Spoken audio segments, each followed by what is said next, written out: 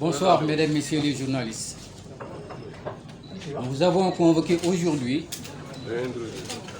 dans ce cadre, à l'effet de faire un point de presse. Nous représentons la mouvance présidentielle. Je parle de Benno Bokk Yakaar et d'autres entités qui nous ont rejoints. Je parle de partis comme le Rewmi, comme des organisations de la société civile, des associations, etc. Par conséquent, nous avons entamé ce travail depuis un bon moment. Et aujourd'hui, nous trouvons que c'est l'opportunité de communiquer à l'endroit des populations de la commune de Dieuppeul-Derklé et de l'opinion publique. Car vous n'êtes pas sans savoir que nous allons vers des élections municipales et territoriales qui vont se tenir à la date du 23 janvier 2022. Par conséquent, durant ce point de presse, pour la présentation, vous avez vu de vous-même des organisations représentées. Il y a l'Alliance des forces de progrès, l'AFP, l'APR, le Parti socialiste, le PR, l'UCS, des mouvements comme Jariñ Sa Gox, Raja, j'ai oublié le RTS, M. Ludovic Alionou, l'ICD, Force du changement, le mouvement de l'ADSG-FC, etc. Donc vraiment, nous sommes une très large coalition. J'ai demandé par la paix. Voilà. Donc, mesdames, messieurs, nous sommes à votre écoute. M. Cissé va vous lire le communiqué.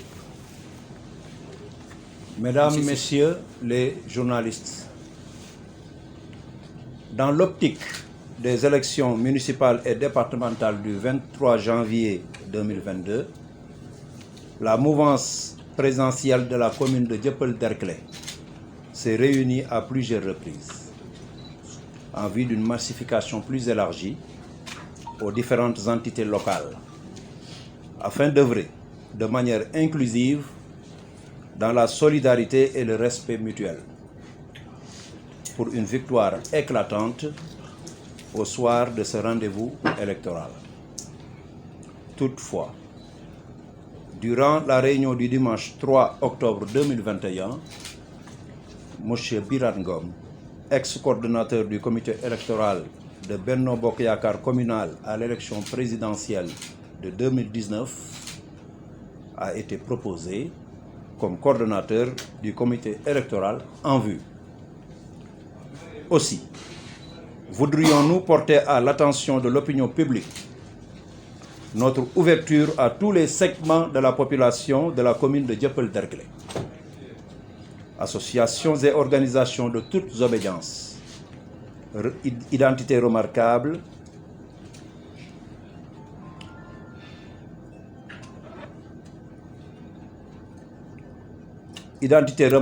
personnalités indépendantes et autres.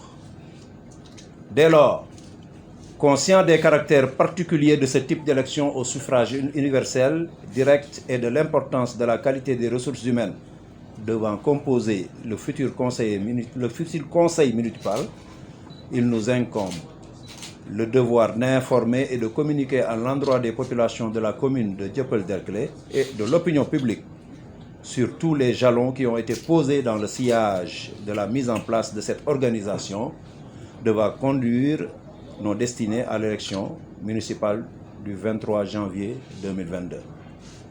Fait à Dakar le 6 octobre 2021. Je voudrais vous demander, s'il vous plaît, de vous lever et de tous, par acclamation, acclamer le président Birane Ngom ici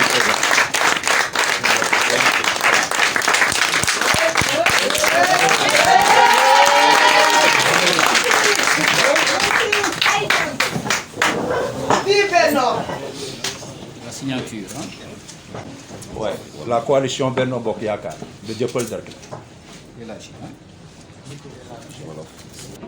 asalaamaaleykum mbokki way tas xibaar yi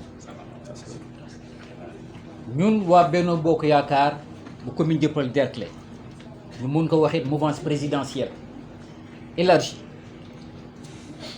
ñoo leen convoqué pour mën a waxtaan ak yéen ci li nga xam ne jot nañ ko tënk liggéey ko jamono yii yëpp ndax umpulewu leen ni dañuy dem ci élection municipale le 23 janvier 2022 élection yooyu nag duñu leen ko jàngal élection la yoo xam ne yi bépp kuréel boo xam ne bii dafay yeewoo ci commune bi Dieuppeul Derklé nekk kuréel politique nekk kuréelu société civile ñu politiqueul nekk association bu mu munti doon association civile wala leneen nekkit di ñuy wax identité remarquable maanaam ay kilifa yoo xam ni dañu dëkk ci gox bi am fi seen baat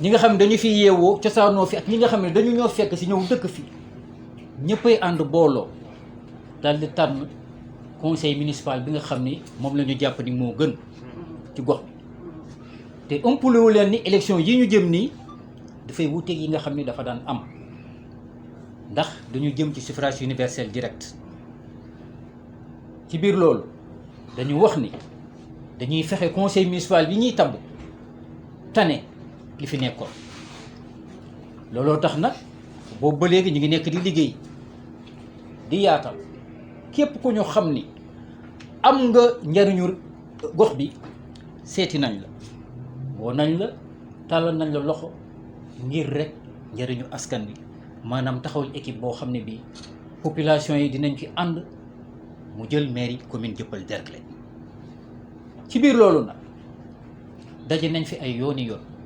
waxtaan nañu lu ne jàpp nañu lii def nañ li tubaab di wax ay concession ba tax bisu tey bii nag ñu ne woon tey dañuy wax tas xibaar bi ci population commune Dieuppeul Derklé ak ci autorité yi nga xam ni ñoo jiite réew mi donc lii mooy li nga xam ni moo waraloon woote bi point de presse la rek du conférence de presse suñu xibaar li nga xam ne moom la ñu tënk moom la ñu bëgg ñu jottali ko population commune Dieuppeul Derklé wax ni beddiwuñu kenn boddiwuñu kenn talal ñu loxo ñëpp boobu ba léegi wax dëgg yàlla dañu yegg foo xam ne nag foog ñu def li nga xam ne moom la ñu wax communiqué bu ngeen xoolee taabal bi nii li fi nekk ëpp na Benno Bokk Yaakaar APR a ngi fi Alliance des forces de progrès bi ma représenté Mame Abdoulaye Tounkara mu ngi fi Parti socialiste mu ngi fi réew mi ngi fi UCS mu ngi fi mouvement jariñ sa gox mu ngi fi parti ICD mu ngi fi ADSG force du changement du mouvement ci biir commune bi mu ngi fi PR mu ngi fi ETAS mu ngi fi yeneeni mouvement yoo xam ni seeni kayit neew fi ñu ngi fi taxaw donc tey jii dañ leen di won ni ñun dañu ànd booloo wax dëgg yàlla pour soppi li nga xam ne lii moo fi nekk te incha allahu taala yaakaar nañu population yi elles sont bien représentées à travers nous bu ko defee ñu dem à l'assaut de la mairie jël ko jéem a fexe commune bi jóge fii mu toll dem ci kanam nga xam dina nekk njariñu askan bi lii moo waraloon woote bi vraiment ñu ngi leen di gërëm ñu ngi leen di sant man la ñu tànnoon pour ma wax ci wolof ñëpp mënoon nañ ko def autour de la table bëgg daal mu nekk information boo xam ne bii dafay am une large diffusion population commune bi yëpp jot ko suñuy autorité réew tam jot ko donc li moo waroon woote bi ñu ngi leen di gërëm ñu ngi leen di sant salaamaaleykum. communiqué bi des na wax ñu communiqué kan ngeen jël actuellement koo xam ne kii moom moo leen di jiite. wax nga dëgg communiqué bi li ko gën a waral wane ni dañu booloo pour dem songi mairie bi dañu jàpp ne war na am un coordonnateur mooy ki nga xam ni moom la ñu tabb pour mu jiite yëf yi organisation bi mën a avancer ndax liggéey bi yaatu na liggéeyu élection ñëpp xam nañu yaatu na loolu coordonnateur boobu nag dañu ne woon jiite nañu Birane Ngom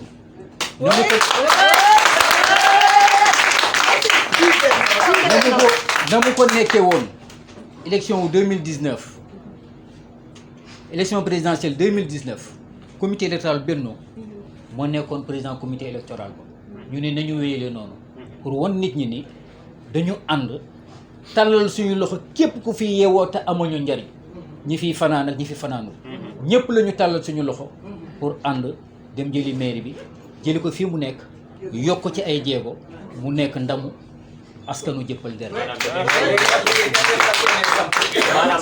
Nous ne sommes pas dans une conférence de presse, je l'avais précisé. mais nga leeralal ñu rek que ne da ngeen nekk ci benn lancée continuité pour ñu gën a mën a leer. ci point de presse la ñu nekk dañ ñëwoon dañuy def communiqué jébbal leen amul question yu ñuy posé li ñu bëggoon wax leer na point de presse ak conférence de presse du benn bu ñu ca yeggee incha allah dinañ leen woowaat ñu toog waxtaan ngeen leeral suñu li ñu bëgg jàllale. ngeen jàpp rek nekk donc pour mu leer nañ la photo Birane Ngom moom la ñu samp comme coordonnateur de la coalition Benno Bokk Yaakaar Dieuppeul Derklé léegi en direction dinañu jóg des élections municipales de 2022.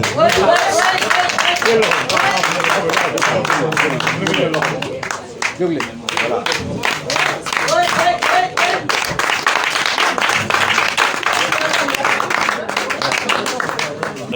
Vous êtes nommé encore nouveau coordonnateur de Benno Bokk Yaakaar dans votre commune, cela fait quoi? Bon, tout d'abord, permettez-moi de remercier tous les partis politiques et mouvements qui étaient là pour, en tout cas, choisir ma modeste personne. Je les remercie. Et maintenant, le reste, c'est le travail qui est devant nous. Et nous croyons que nous allons changer, en tout cas, ce qui existe là. Et vous pensez que le choix est porté sur votre personne? Pourquoi? Bon, je crois qu'ils ont suivi d'abord une décision qui a été prise lors des présidentielles de 2019. J'ai été coordinateur de comité électoral d'une élection présidentielle dans la commune. Et nous avons gagné dans tous les bureaux de vote. Donc, si on m'a reconduit, ce n'est pas du hasard, mais je vais quand même être modeste. Il y avait d'autres qui pouvaient jouer ce rôle, mais je leur remercie de leur confiance et je leur promets que je me battrai jusqu'à la dernière goutte de sueur pour qu'on gagne ces élections. Et vous allez faire un appel? Vous comptez passer à vos alliés? Nous tendons la main à tout le monde, que ce soit l'opposition classique actuellement, parce que c'est une affaire aussi de commune. Il ne faut pas que les gens se mélangent les choses. Nous sommes ouverts à toute force politique dans la commune pour discuter de la future équipe municipale. Et il n'y aura pas de rivalité entre Benno, j'espère bien. Merci, merci. ci wolof nga tënkal ñu rek ci wolof yow lañ tabb nga war a jiite comité électoral bi choix bi nan la tëddee. Non, Habib, je dois. mais ci wolof mën nga waxaat ñu li ñu wax ci nasaraan ci wolof nga remercier waale gars yi. Voilà, d'accord. maa ngi nuyu téléspectateurs ñëpp di leen di gërëm waa Dieuppeul Derklé maa ngi leen di nuyu di leen gërëm. tànn nañ ma pour ma nekk coordinateur élection pour Benno Bokk Yaakaar pour élection yi nar a ñëw élection municipale. Donc maa ngi remercier parti politique yëpp ak mouvement yëpp yi fi ñëwoon tey pour tànn ma loolu lañ doon concrétiser woo journaliste yi pour xamal population bi. mais yaa ngi woo ñëpp ngir ñu mën a jàpp ci liggéey bi xanaa. Oui, comme ni ma ko waxee en français tàllal nañu suñu loxo ñëpp ñu fi nekk di muy nekk parti politique wala ay mouvement mu nekk pouvoir ak wala opposition yëpp on est ouvert donc bëgg nañu aussi que parti yëpp ñi fi nekk en tout cas ñi bëgg changement ñu ñëw waxtaan ak ñun xool lu ñu proposé. alors 2019 ba léegi yow lañ ko joxoon kon continuité la. Merci.